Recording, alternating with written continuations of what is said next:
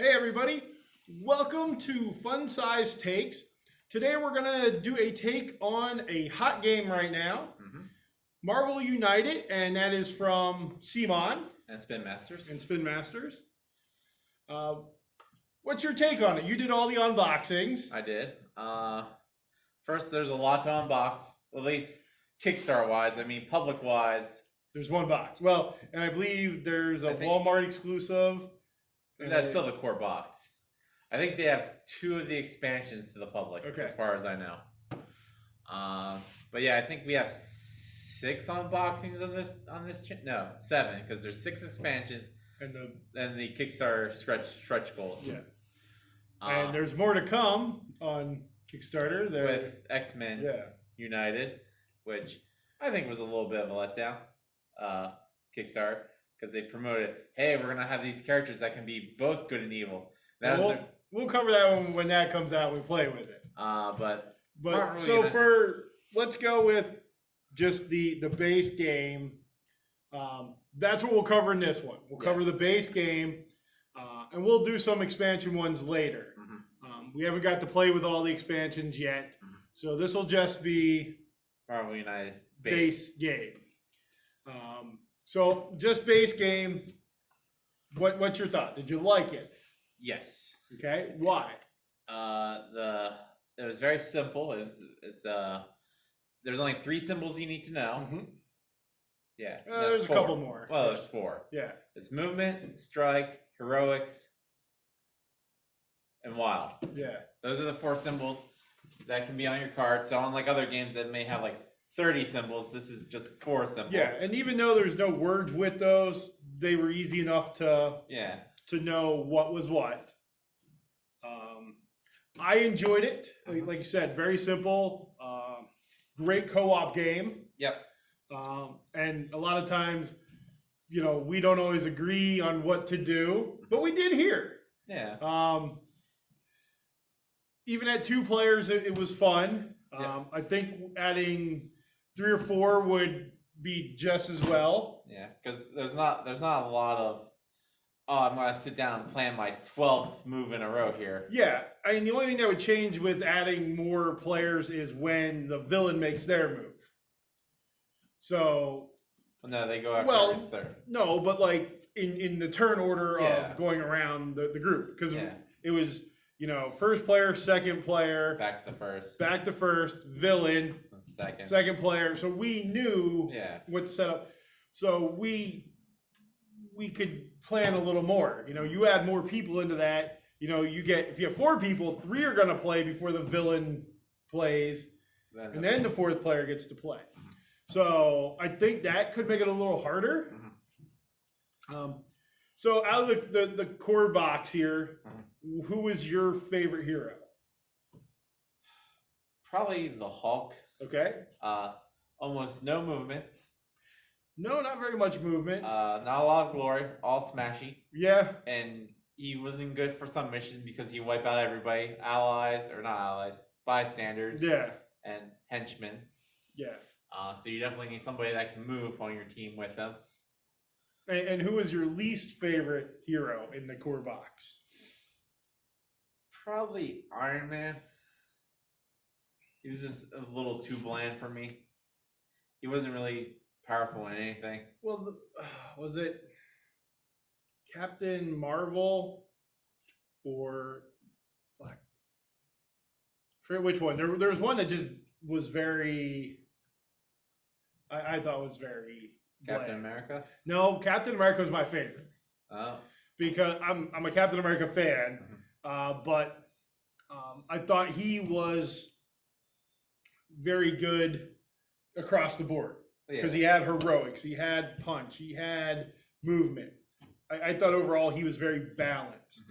That's why he was my favorite. And I can't. It had to be Captain Marvel or.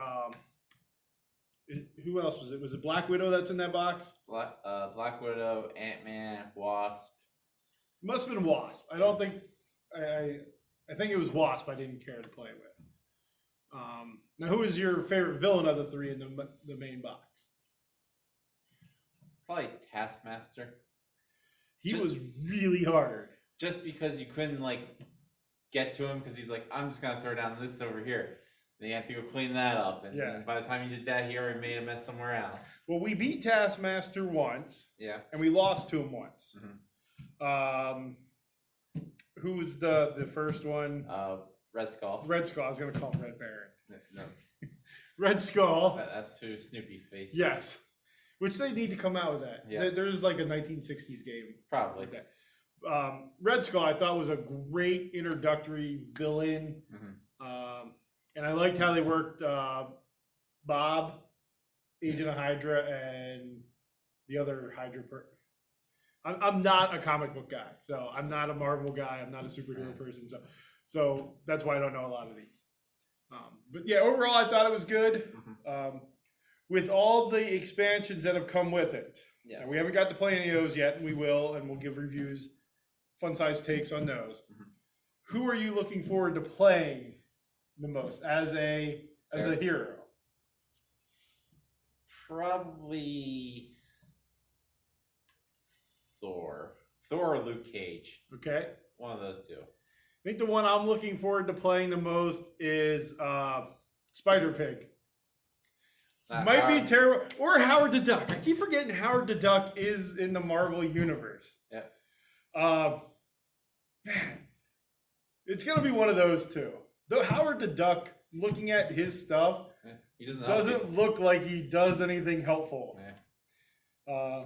But I do like Spider-Pig, and that's just because of the Simpsons. Yeah, it's Spider-Ham. Spider-Pig was the Simpsons. Okay, so Spider-Ham, Peter Porker, is that who he doing? Because ham rhymes with man. Yeah. Spider-Ham. So those are probably the ones I'm looking forward to. What about villain? Who are you looking forward to face as a villain? Probably one of the Sinister Sixes. Because Spider-Man villains are interesting villains like Sandman, Goblin, Voltron. Not Voltron. Voltron, yes. We're going out of this Marvel world into Vulture. Whatever Voltron was. Hanna-Barbera, maybe? No, Voltron I think was C-SPAN, the same people that own all those kind of things. From everything I've seen, and for those that you may have played with the Sinister Six characters or the Sinister Six as a whole, because they have that separate board, I think that's the one. I think Sandman is who I'm looking forward to the most. But yeah, I think that Sinister Six grouping just looks cool to face, something different. Any final words on Marvel United?